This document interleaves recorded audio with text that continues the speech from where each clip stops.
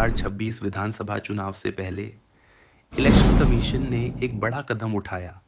Special intensive revision यानी SIR प्रक्रिया शुरू की गई। इस प्रक्रिया में करीब 91 लाख वोटर्स के नाम हटाए गए, जो कुल वोटर्स का लगभग 10 से 12% था। इनमें से कई नाम डुप्लीकेट, शिफ्टेड, डेड या इनएलिजिबल पाए गए। यानी सरकार के अनुसार यह एक क्लीनिंग प्रोसेस था। एसआईआर यानी स्पेशल इंटेंसिव रिवीजन, यह एक प्रोसेस है जिसमें पूरी वोटर लिस्ट को वेरीफाई किया जाता है। इसमें हर वोटर को अपनी आइडेंटिटी और एड्रेस प्रूव करना होता है। अगर कोई व्यक्ति दूसरे स्टेट में शिफ्ट हो गया हो, डुप्लीकेट एंट्री हो या डेथ हो चुकी हो, तो उसका नाम हटाया जा सकता है। यह प्रक्रिया पहले भी दूसरे राज्यों में हो चुकी है, लेकिन यहीं से कंट्रोवर्सी शुरू होती है। कई लोगों ने दावा किया कि उनके नाम गलत तरीके से हटा दिए गए। कुछ मामलों में लोगों को डेड या एब्सेंट मार्क कर दिया गया, जबकि वह जिंदा थे।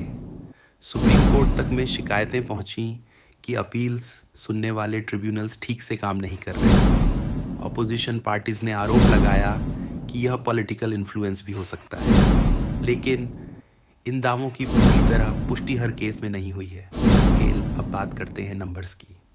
2025 में वेस्ट बंगाल में लगभग 7.6 करोड़ वोटर्स थे, जो घटकर करीब 6.7 करोड़ रह गए, यानी लगभग 12% वोटर्स कम हो गए।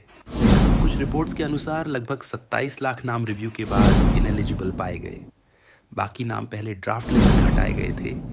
यानी यह एक सिंगल स्टेप नहीं था, बल्कि कई चरणों में हुआ प्रोसेस था। क्या यह सामान्य प्रक्रिया है? इलेक्शन कमीशन का कहना है वोटर लिस्ट को क्लीन रखना ज़रूरी है ताकि फेक वोटिंग या डुप्लीकेट एंट्रीज रोकी जा सके। इसलिए एसआईआर जैसी प्रक्रिया डेमोक्रेसी का एक हिस्सा मानी जाती है।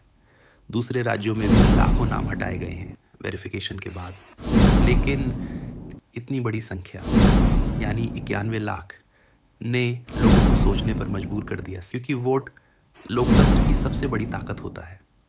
इस पूरे मामले की सच्चाई 2 हिस्सों में बंटी हुई है। पहला पक्ष ऑफिशियल, यह एक लीगल वेरिफिकेशन प्रोसेस था। गलत या डुप्लीकेट नाम हटाए गए। दूसरा पक्ष कंसर्न्स, कुछ जेन्युइन वोटर्स के नाम भी हटे। प्रोसेस में ट्रांसपेरेंसी पर सवाल उठे और सच शायद इन दोनों के बीच कहीं है। इसका असर क्या हो सकता है? इतनी बड़ी संख्या में वोटर्स हटने का असर इलेक्शन रिजल्ट्स पर पड़ सकता है। पॉलिटिकल इक्वेशंस बदल सकती हैं और वोटर टर्नआउट भी प्रभावित हो सकता है।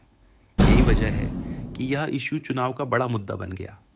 91 लाख वोटर्स का नाम हटना सिर्फ एक आंकड़ा नहीं है। ये सवाल है लोकतंत्र की मजबूती का। क्या यह सिस्टम को साफ करने का तरीका है या कुछ लोगों की आवाज़ दबाने का खतरा? लोकतंत्र में सबसे ताकतवर हथियार वोट होता है, और जब वही गायब हो जाए तो सवाल उठना ज़रूरी है।